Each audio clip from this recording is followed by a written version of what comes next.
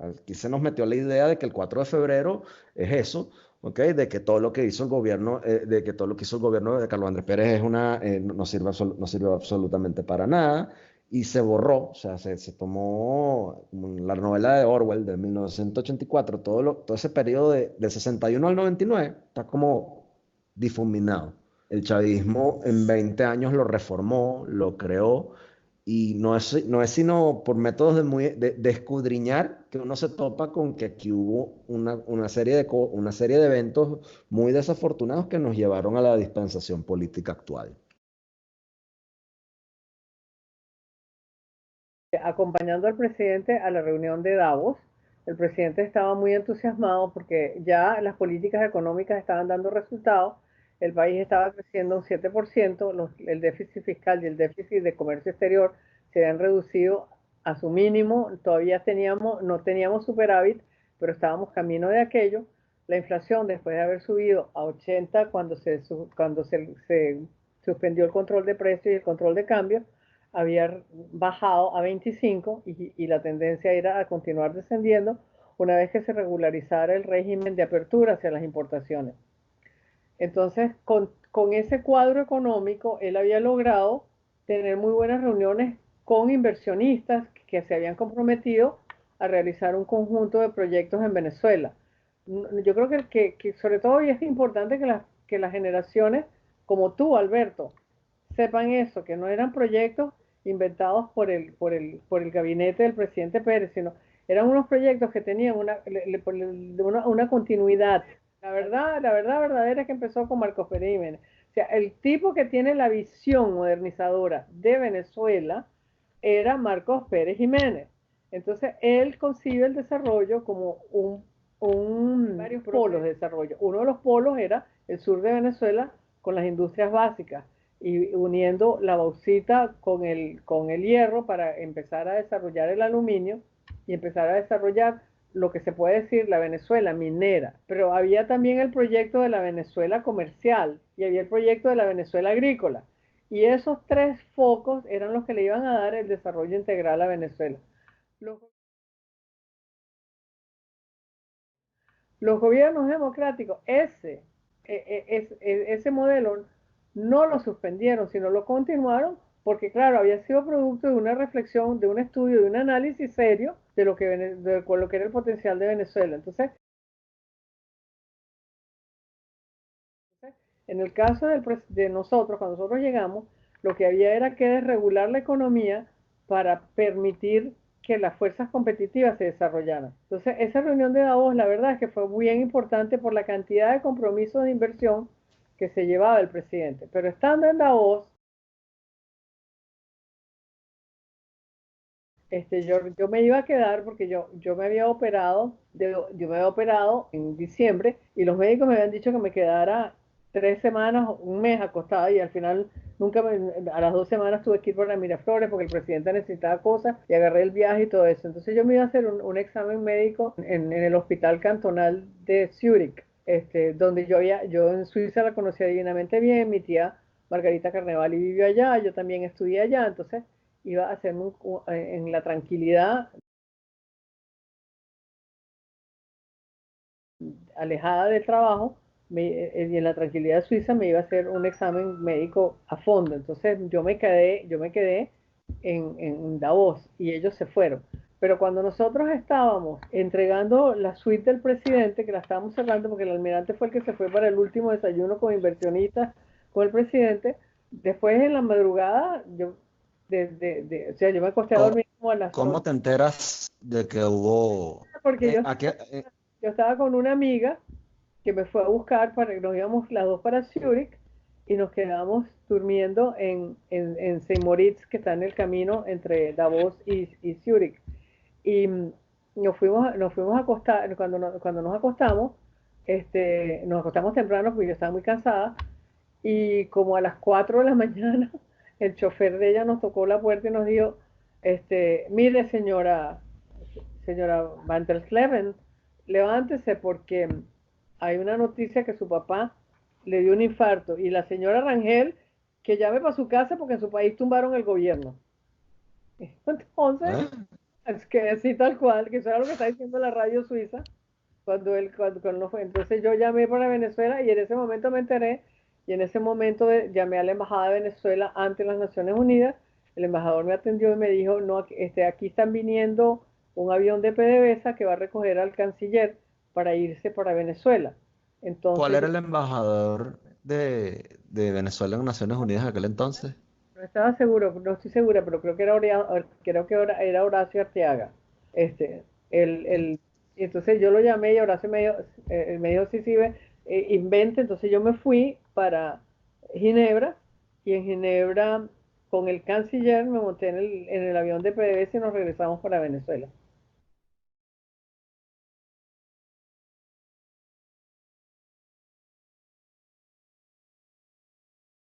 Llamó uno de los edecanes y me dijo que estaba tratando de comunicarse con el almirante y no podía hablar. Entonces yo fui y le dije, bueno, porque él está con el presidente. Entonces él me dijo, mira, doctora Rangel, es una cosa de vida o muerte, por favor, yo le agradezco que usted vaya y le diga al almirante que me llame.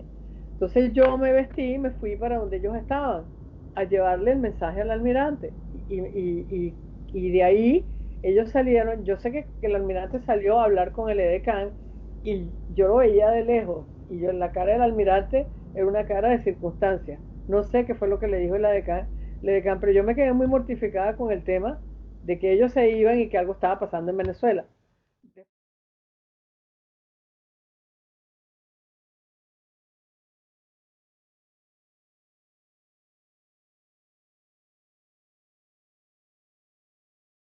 Cuando llegas a Caracas, Yo llegué a Caracas, ya era 6, a ya las, era 6. era 6 como Ya a las era 6 6. de la mañana, llegué a Caracas y no fui para mi casa, sino me quedé en Miraflores.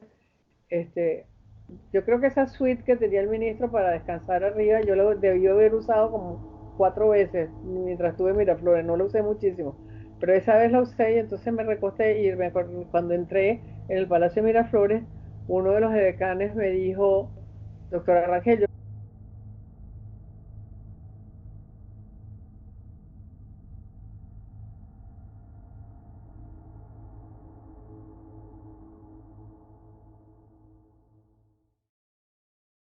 pero estoy esperando porque el presidente quiere que usted a las 6:15 de la mañana se haga presente en el despacho porque él quiere hablar con usted. Y bueno, entonces yo, bueno, dije, me acosté un rato, puse el despertador, me vestí, me cambié y bajé para con el presidente. Y me recuerdo perfecto cuando yo lo vi que le dije, a mí, yo le dije, presidente, usted tiene que despedir al alto mando militar porque aquí ha pasado una cosa demasiado grave y que El entorno más cercano de Carlos Andrés Pérez recomendó la destitución del alto mando militar al jefe de Estado, Cecilia Matos, Beatriz Rangel, Mario Iván Carratu Molina, Blanca Rodríguez de Pérez. Le recomendaron a Pérez que destituyera al alto mando militar. Todos los reportes de inteligencia advertían de una serie de conspiraciones militares que se dieron en el sótano del Instituto de Altos Estudios de la Defensa Nacional, en aquel entonces bajo el mando del general José Antonio Olavarría, en donde se reunían elementos militares con elementos civiles de la izquierda armada. Siendo esto así, entonces, ¿cómo se explica la actitud complaciente y pasiva del alto mando militar ante esto? con, eso, todas estas cosas tienen una cantidad de medidas preventivas y curativas. Y ni las preventivas ni las curativas se aplicaron aquí. Entonces aquí no hay sino dos hipótesis. O son una porción de idiotas o son todos cómplices de este proceso. Entonces, en ninguno Ujú. de los dos casos usted los necesita. Usted necesita gente que realmente cumpla con su deber y que además que le sea leal. Y entonces él me miró así y me dijo, sí, pero el comandante en jefe soy yo, como diciendo, usted no, ¿quién le pidió su opinión? Y la otra cosa que me acuerdo que le dije fue, bueno, ya aquí tiene mi renuncia, porque yo creo que va a tener que cambiar el gabinete. Y recuerdo que él me dijo, no, no, no, no, no, el Ministerio de la Secretaría de la Presidencia no lo toca nadie, porque esa es la secretaría mía y a mí, yo absolutamente no quiero cambiar de ministro de la Secretaría. Yo le digo, bueno, pero por si acaso aquí la tiene. Y resulta que después cuando hizo todas las consultas políticas, con Acción Democrática, con todos los partidos, tuvieron que rehacer el gabinete Acción Democrática pidió mi cargo para dárselo a un miembro del CEN, y en ese caso era Celestino Armas. El estilo armas. Eso es lo que yo más recuerdo.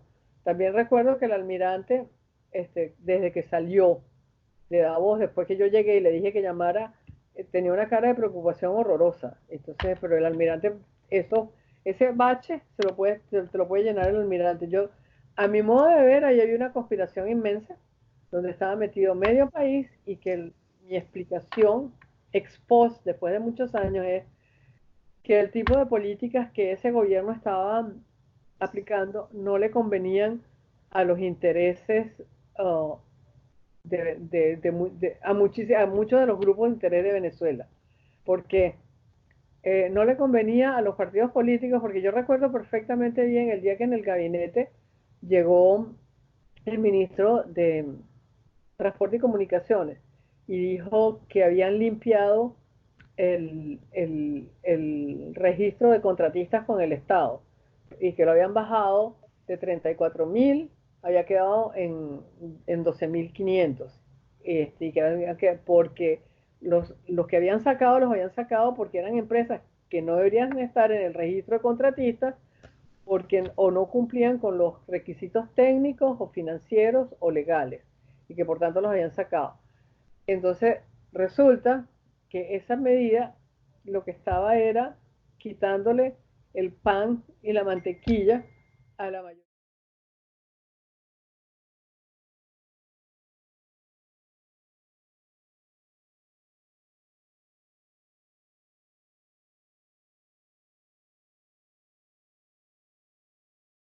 A la mayoría de los políticos en Venezuela, porque por eso era que las obras en Venezuela no se terminaban, porque llegaba un político y lograba que le asignaran una obra a una compañía de un contratista amigo de él que no podía llevar a cabo esa obra, y entonces al no poder, entre las comisiones que tenía que pagar y que y su incapacidad tenía que subcontratar, y al tener que subcontratar y pagar comisiones, pues vamos a suponer, si la obra costaba Ahí se $100, iba toda la plata. tenía que repartir 40 de los $100. Pues con $60 no podía hacer el puente, o no podía hacer la plaza, o no podía hacer la escuela, lo que fuera. Entonces, pero esa era la manera como los políticos vivían en Venezuela, y siguen viviendo, porque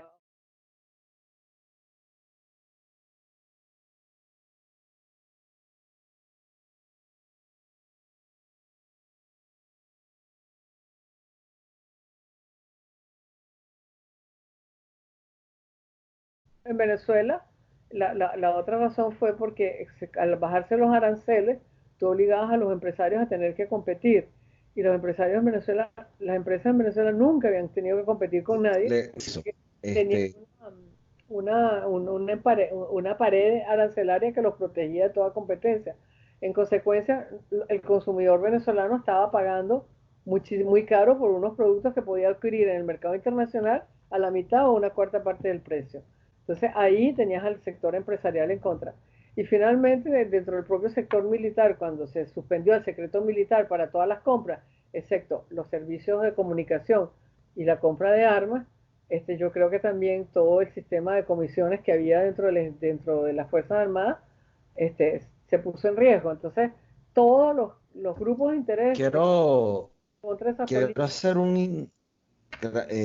gracias. Mire, quiero hacer un inciso y darle la palabra al almirante. Ya que- En el año 87 se mueven 8 tanques blindados del batallón Ayala, hacen preso al presidente encargado fallecido Simón Alberto Consalvi en su despacho en Carmelitas, rodean la Viñeta, que era la residencia temporal del presidente encargado por razones protocolares y de seguridad, custodiado por la Casa Militar.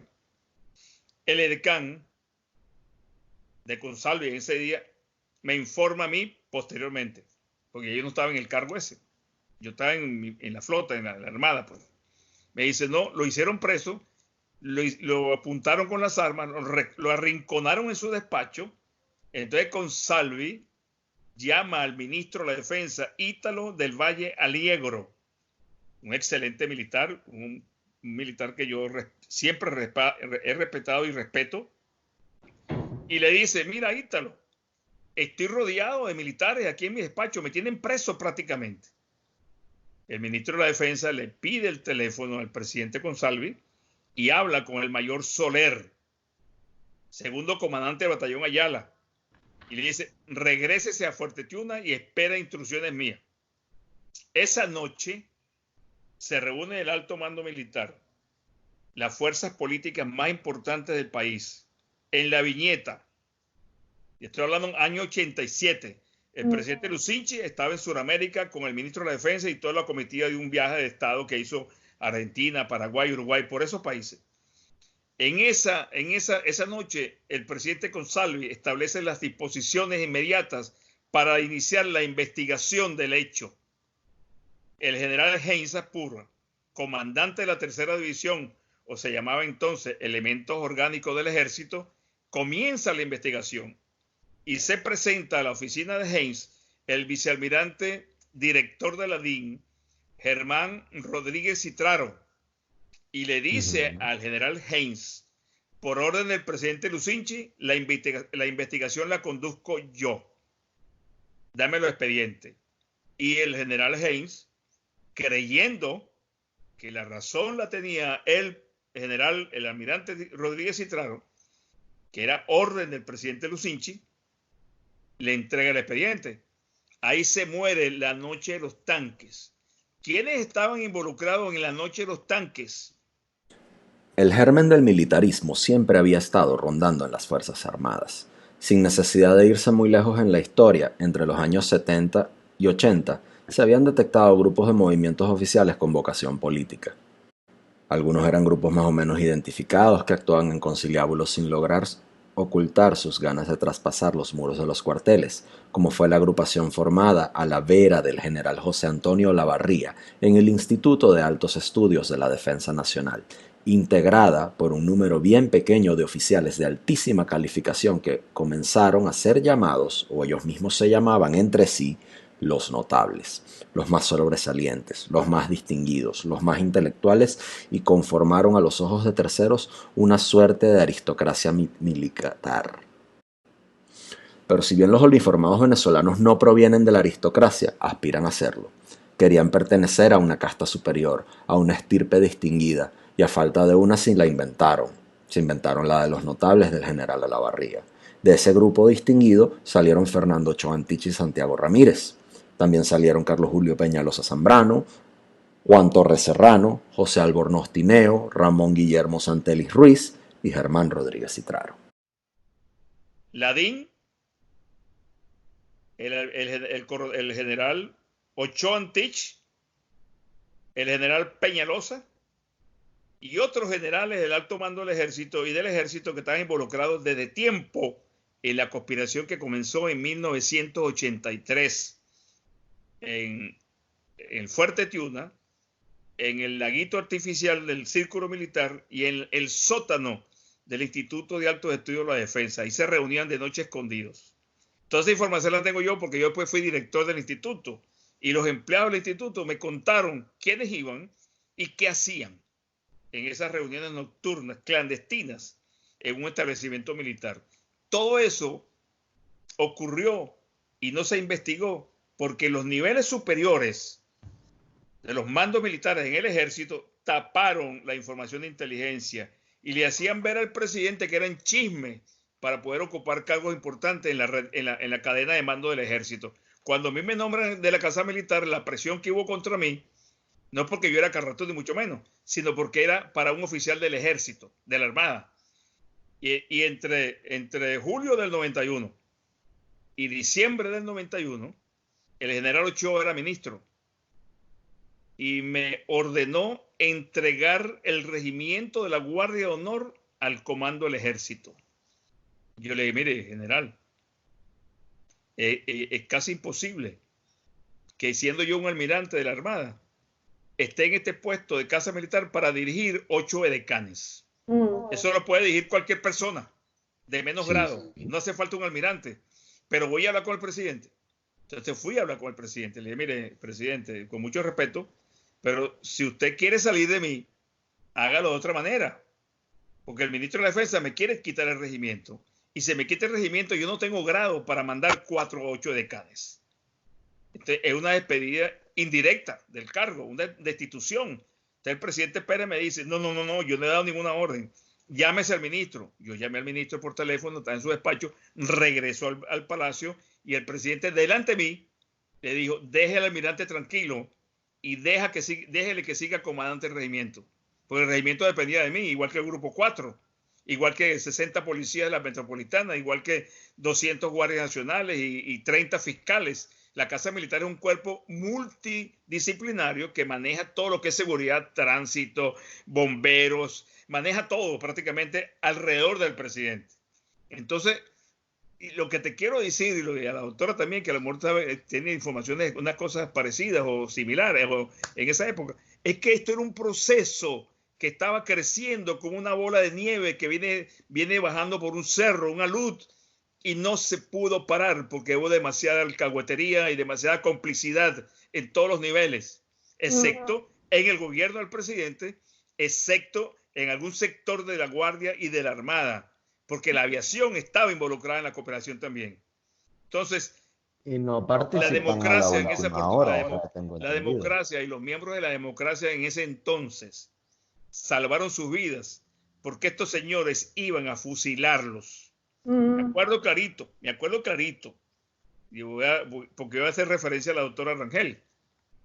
A mi oficina el 4 de febrero llegó un anónimo de 3 páginas con unos gráficos militares, unos sables, unos aviones y unas gorras y unos adornos militares, para llamarlo de esa manera. El presidente me llama delante del ministro de la Defensa, Ochoa Antich. Eso fue el 5 a las 2:30 de la madrugada. Me llama y me dice, almirante, le hace este informe, este anónimo, y me da su opinión. Le dije, no, presidente, yo tengo ese informe, ya yo lo leí y tengo mi opinión. Y le digo, bueno, en ese momento que estamos hablando, el ministro de la Defensa me dice, Ochoa, me dice, usted no saluda, almirante. Lógicamente, por respeto, por autoridad y por cargo, yo tenía que saludarlo. Así estuve yo con el presidente. Y le dije al ministro, delante Pérez, general, yo no saludo a traidores. Usted es un traidor. ¿Cómo reaccionó Ochoa?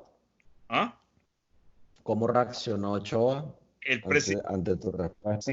El presidente me agarró por el hombro, por el brazo y me dijo, espéreme afuera, almirante. Ya yo lo llamo. Pero déjeme terminar, presidente, el informe que me llegó.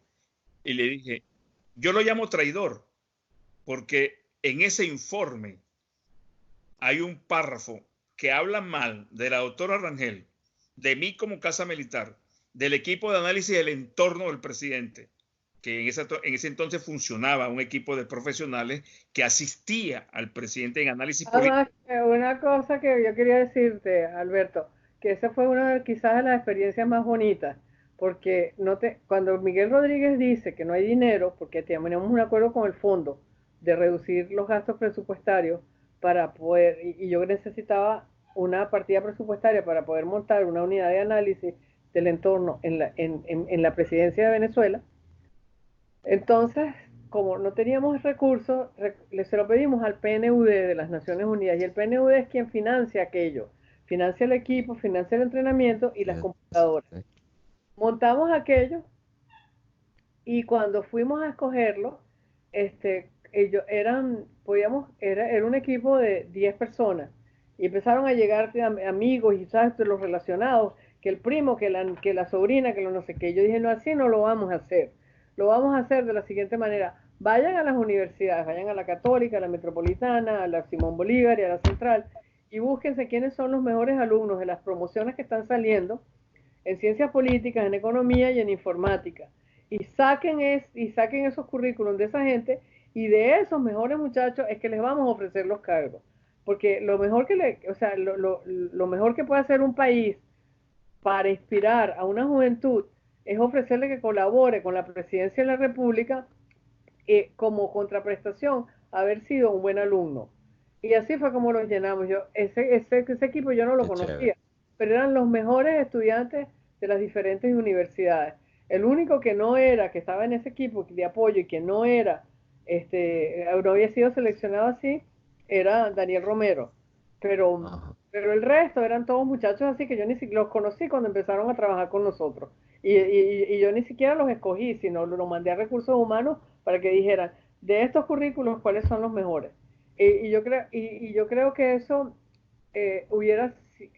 si esa política se hubiera seguido también dentro de Venezuela, dentro de todos los ministerios, nosotros hubiéramos tenido un servicio civil que hubiera servido de amortiguador a este horror que estamos viviendo, porque yo estoy segura que, por ejemplo, en una de las razones por las cuales en Inglaterra nadie puede llegar a cometer las atrocidades que se han cometido en Venezuela con las instituciones del Estado es porque hay un servicio civil que es como un servicio militar.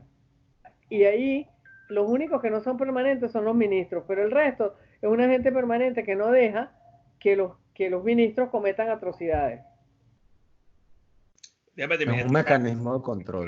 Gracias, doctor. Déjame terminar esta parte porque aquí hay un puntico No, y que... además una cosa que voy a decir, yo todos esos detalles que tiene el almirante, que los tiene perfectos, sobre todo el tema de las Fuerzas Armadas, no los tenía porque yo por supuesto no fui miembro de las Fuerzas Armadas. Mi contacto con las Fuerzas Armadas fue unos cursos que di en la Academia Militar en el año 81 y 82 y paré de contar. Pero a mí sí me llamaba la atención porque los informes de inteligencia llegaban dos todos los días a Miraflores. Uno era para el almirante y el otro era para el presidente. Pero eso eran unas cosas así de este grueso. Ningún presidente puede leer un libreto telefónico todos los días. Entonces, él me los mandaba para que yo se los resumiera en 4 páginas. Eso era todos los días. Y yo se los resumía en 4 páginas. Y a mí me llamó muchísimo la atención en octubre, noviembre, antes del 92, había un informe de inteligencia militar que decía que habían llegado una mañana a una unidad donde están los tanques y no estaban en los hangares 40 tanques. Y yo decía, pero ¿cómo se pueden desaparecer 40 tanques? O sea, y nadie sabía, o sea, nadie en la cadena de mando sabía dónde estaban los tanques. Yo le dije al presidente, mira, aquí hay un problema. Yo le hice el resumen, pero a mí lo que me preocupa es que aquí tiene que haber un problema, porque aquí la cadena de mando está rota, o esto es parte de un plan que nadie de nosotros conoce, pero no hay otra explicación, porque si fuera, o sea, si fueran unas patrullas, pero ¿cómo se pueden desaparecer 40 tanques? Sí, eso no es Bueno, déjame terminar. increíble. Esta partecita, tiene razón la doctora porque eso también me llegó a mí, sobre todo los tanques que estaban en Apure. Y, Exacto. y en Apure se reunían, Chávez era el comandante de la unidad de patrullaje fronterizo y movilizar los tanques como era la gana. Se movía Barquisimeto, Guárico y nadie sabía qué hacía Chávez por ahí con las unidades blindadas. Pero esa noche, cuando vuelvo a este punto, cuando yo le digo lo que dice en el informe, presidente, una parte del informe, que habla de la doctora Rangel, de mí, del análisis del entorno y otras personas cercanas al presidente, usted lo dijo delante de mí y delante del ministro. Más nadie estaba ahí. Entonces, usted no lo dijo y yo no lo digo. Te lo dijo el ministro. Por eso es que yo le llamo traidor. Salí de la oficina porque el presidente me lo pidió y yo dije, bueno, me estrellé hasta que llegue yo, me votan de las Fuerzas Armadas por haberle faltado respeto a un traidor, etc. Bueno, todas esas cosas que pasan en los medios militares. El ministro se va, me imagino que habrá dicho peste de mí al presidente. Cuando vuelvo a ingresar al despacho presidencial, estoy hablando de 2 de la mañana, 2:30 del día 5, el presidente se me acerca y me abraza. El presidente a mí siempre me trató con respeto y con distancia. Nunca hubo un trato de confianza, cordial y respetuoso sí, pero no de confianza. Sobre todo con lo que yo había dicho. Se me agarró y me abrazó, me puso la mano en el hombro y me dijo, tienes razón, es un traidor. Eso me lo dijo a mí el presidente Pérez. Cuando a mí me llama Laura Robles, la secretaria privada del presidente, o la secretaria del presidente, me dice, Carratú, van a nombrar a Ochoa canciller. Yo no puede ser. Yo voy a hablar con el presidente Pérez a su despacho. Y yo, mire, presidente, ¿cómo es posible? Eso fue el 20 de febrero, 25 de febrero, esos días. ¿Cómo es posible Sí, que pero si están premiando al jefe de la canciller, conjura. ¿por qué lo van a nombrar canciller? El presidente me dice, almirante, tengo que respetar algo familiar, pero también tengo que mantenerlo lejos de Venezuela. Yo lo voy a poner a viajar por el mundo para sacarlo del país. Y en efecto, el ministro de la Defensa, en su rango de canciller, yo pienso que es el canciller que ha viajado más en tan poco tiempo, porque recorrió todo el país, todos los países. Y mientras tanto, en Venezuela están rumiando la conspiración, el problema militar, hasta que perdonan a los rebeldes asesinos. En el imaginario popular venezolano surge la noción de que Rafael Caldera es quien indulta por completo a los golpistas. Como verán en esta entrevista, eso no es así. Pasaron otras cosas y quien comienza con el proceso de impunidad a los golpistas del 4 de febrero y el 27 de noviembre de 1992 es el mismo gobierno de Carlos Andrés Pérez, y la política de no procesar a los alzados y de darles beligerancia política comenzó desde el mismo momento en el cual se desarticula el golpe en horas de la mañana del 4 de febrero de 1992, y nos lo señalan tanto Iván Carratú Molina como la doctora Beatriz Rangel. No lo sometieron a juicio. Yo estuve presente en una reunión que tuvo el gabinete del presidente, el gabinete económico creo que era, o el gabinete después del golpe, donde el doctor Miguel Rodríguez le pide al presidente, delante de todos los ministros, que someta a juicio a los militares y que averigüe qué es lo que está pasando. El ministro de la Defensa se para molesto y tiene una discusión agria, casi a punto de agarrarse a golpes, de agredirse, porque Miguel Rodríguez le decía, en Argentina los carapintadas y el mayor Tejero en España tienen 30 años de prisión, y aquí en esta broma tú lo estás protegiendo, esos son unos bandidos, unos traidores, unos asesinos. Y esa discusión fue creciendo en volumen y en gritos, y el presidente tuvo que parar la discusión y suspendió el gabinete, porque fue acalorada la expresión del doctor Miguel Rodríguez, que no aceptaba la defensa de Ochoa a los rebeldes. Es más, lo que dice el almirante lo puedes corroborar fácilmente. Unas declaraciones muy recientes de Andrés Caldera a Napoleón Bravo. Andrés Caldera le dice a Napoleón Bravo que, bueno, a mi papá siempre le han reclamado que él perdonó a Chávez, pero es que esa política empezó con el propio gobierno de Carlos Andrés Pérez, porque empezaron a perdonarlos a todos y habían perdonado a todos menos a Chávez. Entonces, uno de los criterios de mi papá, refiriéndose al presidente Caldera, fue que porque habían perdonado a todos los demás y no a Chávez. El presidente Caldera. Vaya, yo no había visto eso de esa forma. Disculpe que le interrumpa, almirante. Eso que usted menciona, Beatriz, no, yo no lo había visto de esa manera, quedó por ver esa cuestión, pero ese razonamiento es bastante lógico. Caldera lo dijo y entonces yo me di cuenta que sí, que había un continuum, porque es verdad lo que está diciendo el almirante, y es eso. Entonces se empezaron a perdonar a todos los tipos, todo el mundo quedó impune. Solo viendo hacia atrás, pero es que fíjense que solo viendo hacia atrás es que podemos hilvanar esto bien, porque es una serie de sucesos como en estacato que ocurrieron en la sociedad venezolana. 27 de febrero, 4 de febrero, 27 de noviembre, 25 de marzo de 1993, la crisis del latino, la elección de Caldera. O sea, fue una serie de cosas que... La noche de los tanques, no lo dejes meter ahí. La noche de los tanques, ciertamente, almirante. El Caracazo, la metropolitana alzada por Bernal. El paro de la CTV. Hubo un paro, tengo entendido que hubo un paro en el 91 de la CTV hecho por su propio partido.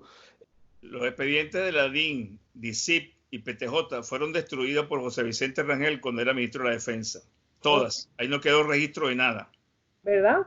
Sí. todo eso fue desaparecido, todo. Claro, yo me imagino. Yo me lo Bueno, tiene todo el sentido del mundo. Fíjese, almirante, le quiero hacer una pregunta. Déjame responderte algo, ¿Por me qué? disculpo. En 1990 comienza a ejecutarse un plan para obtener en Venezuela la mitad de las frecuencias de 800 MHz asignadas al sistema táctico multicanal del Sistema de Comunicaciones de la Defensa Nacional. Le preguntamos a Iván Carratu Molina qué pasó.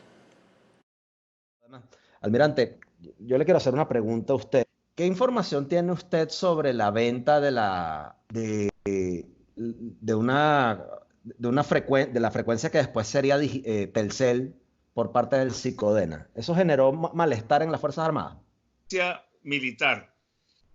La telefonía rural en Venezuela era para suplementar las carencias en el interior de la CanTV, porque no se había expandido totalmente en el territorio. Apareció la telefonía celular, que esa frecuencia en Venezuela pertenecía a las Fuerzas Armadas como frecuencia de combate, virgen, nunca se había utilizado para nada. Y digo virgen para hacer un término pues, que pueda ser entendido. Entonces, el ministro de Transporte y Comunicaciones era el doctor Martínez Mótola y el ministro de la Defensa era Ochoa. El doctor Miguel Rodríguez estaba en Coreplan y Herbert Torres estaba en los el fondo de inversiones, en el fondo de inversiones. Ajá, estaban ellos trabajando para presentar una buena oferta de CanTV y también incorporar la telefonía celular en el país, que solamente la tenía Movilnet muy precariamente y Telcel. Ese pedazo de frecuencia, esa gama de la frecuencia de telefonía celular, que era un pedacito comparado con el resto, se la dieron a Transporte y Comunicaciones, se la dieron a CanTV, a Telcel, y el otro pedacito se quedó un señor llamado Alfaro Ucero. Eso no produjo ningún malestar en las Fuerzas Armadas. Eso no produjo ningún malestar en las Fuerzas Armadas. Es más, ni se enteraron. Ahora las cosas empiezan a calzar para mí, almirante. Yo Sí esto no me lo enteré, sabía. yo sí me enteré porque yo era de comunicaciones en la Armada y trabajaba con toda la fuerza en el área de comunicaciones y también con CanTV a la hora de los conflictos y el alistamiento comunicacional de las Fuerzas Armadas. Y esos dos pedacitos de la frecuencia que le dieron al Faro Cero era para la telefonía rural de Barquisimeto y de los estados andinos. Resulta que esos dos pedacitos los negociaron por una millonada de dólares y no construyeron ninguna red de telefonía rural ni para los estados andinos ni para el estado Lara. O sea, eso es lo único que yo te puedo decir en este momento, porque lo supe en la época. La dinámica de Miraflores y el presidente era tan agresiva que tú no te podías quedar atrás, porque el presidente Yo no me enteraba de nada, sino lo que estaba en los informes. El presidente iba a una velocidad descomunal en funciones de gobierno y uno tenía que correr. Yo no era ministro, yo era casa militar, un cargo subalterno a nivel gobierno. Pero yo me daba cuenta cómo los ministros tenían que acelerar el paso para poder llevarle la marcha al presidente Pérez en exigencias y en trabajos. Y eso yo no me enteré más nada. Claro, después que viene el golpe, la prisión y una cantidad de cosas, los chismes y los diretes, empiezan a aparecer comentarios, ciertos o no ciertos, pero aparecen. Pero la Fuerza Armada ni se enteró del problema de la frecuencia que le pasaron a telefonía celular. Y yo le decía al ministro Ochoa, y bueno, si el país necesita para el desarrollo esa frecuencia, hay que dársela al país. No puede quedarse en las Fuerzas Armadas. Busquemos otra para los militares. Y nos asignaron otra frecuencia. O sea, pues eso fue un lío, eso fue una tormenta en un vaso de agua. ¿Cómo afectó la agenda del presidente Pérez el paro de la CTV del 91? Mira, el paro del 91 de la CTV, el presidente, él se lo esperaba, porque él sabía que tomar las medidas que se iban a tomar desde el punto de vista de la flexibilización del mercado laboral, los sindicatos se iban a oponer. Entonces yo creo que todo el mundo estaba preparado para eso. Y de hecho se empezaron las negociaciones y entendieron, yo creo que la CTV entendió mucho mejor que Acción Democrática la situación del país. Te voy a decir por qué. Porque la mayoría de los líderes de la CTV venían del mundo petrolero. Y en el mundo petrolero las compensaciones por el trabajo están de acuerdo al esfuerzo que tú pones. Entonces, ahí no es que todo el mundo está clasificado como A1 y entonces los A1 todos ganan un bolívar y los A2 ganan 3 bolívares y los A3 ganan 5 bolívares. No, este, tú A1 tienes un salario básico, sí, de 2 bolívares, vamos a suponer. Pero si tú, además de cumplir con tu deber, innovas, haces tal cosa, prestas un mejor servicio a los contribuyentes o contribuyes a reducir gastos, no sé qué más, te dan bonos. Y así es como funciona la industria petrolera. O sea, te dan bonos para premiar tu esfuerzo y para premiar que te salgas de lo que es la rutina de trabajo normal para crear valor, sea para para la entidad donde trabajas, sea esta pública o sea esta privada. Entonces, y eso era lo que se trataba de hacer con el mercado laboral, hacer crear incentivos para que la gente se Claro. esforzara para trabajar. Y entonces, y yo creo que la dirigencia de la CTV lo entendió, porque como te digo, la mayoría venía de ser dirigentes del mundo petrolero. Y en el mundo petrolero eso es así. Y cómo llevó o sea, hay un componente en la presidencia de Pérez que fue marcado, muy criticada por la prensa, ¿no? Yo pienso que hay dos momentos, antes del 4 de febrero y después, ¿no? Y podríamos hacer un inciso con cómo se llevó la prensa entre el 27 de febrero y el 10 de marzo del 89, ¿no? O sea, ¿cómo fueron esas relaciones del gobierno del presidente Pérez con una prensa que había sido puesta a pagar impuestos y que nunca antes lo había tenido que hacer? Mira, yo la verdad es que quiero decirte una cosa, los medios de comunicación en Venezuela también participaron de ese ejercicio para derrocar al gobierno del presidente Pérez.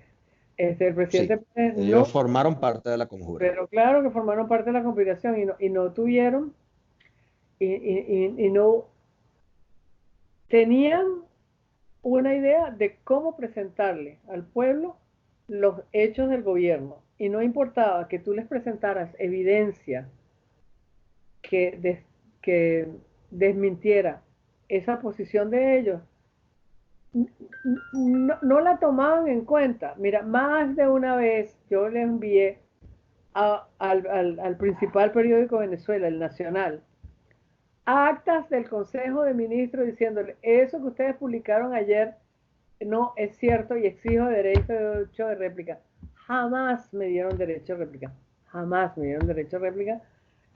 Y siguieron y seguían la noticia proyectándola como ellos habían decidido que había ocurrido y eran cosas que no habían ocurrido.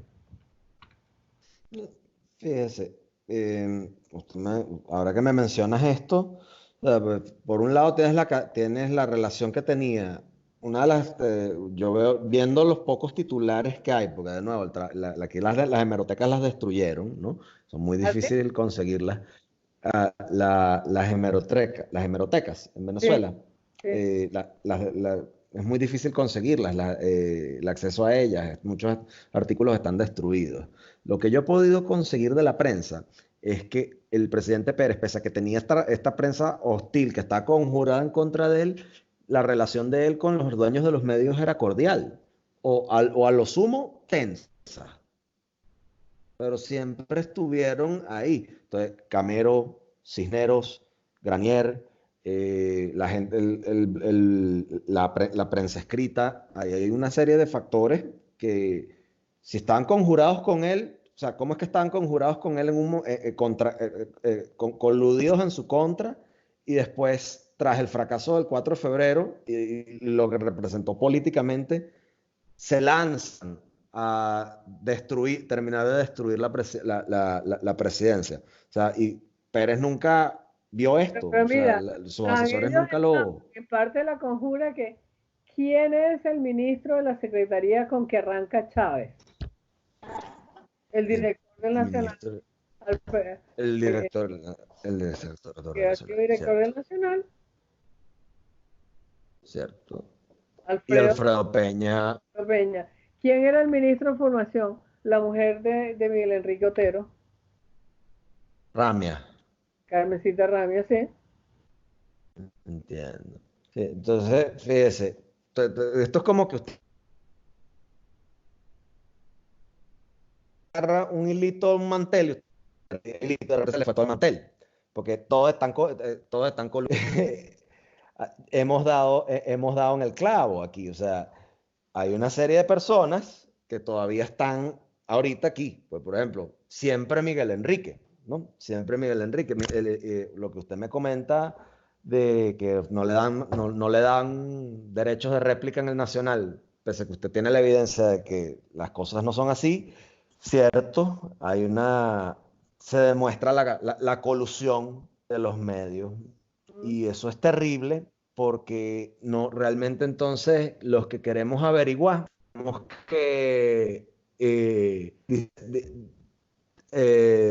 o sea, disecar muy bien la información y no tenemos, o sea, es un daño que se le ha hecho a la historia contemporánea de Venezuela, pienso yo, porque el que quiera saber sobre lo que pasó en nuestro país, el que quiera, venezolano o no, porque yo pienso que de nuestra experiencia, las generaciones alrededor del mundo podrán aprender, pero tienen que, el acervo histórico y la parte cultural de lo que pasó aquí se borró por completo y hay que escribirlo. Yo por eso considero que es muy valioso tener este tipo de intercambios. Mm. Eh, lo que le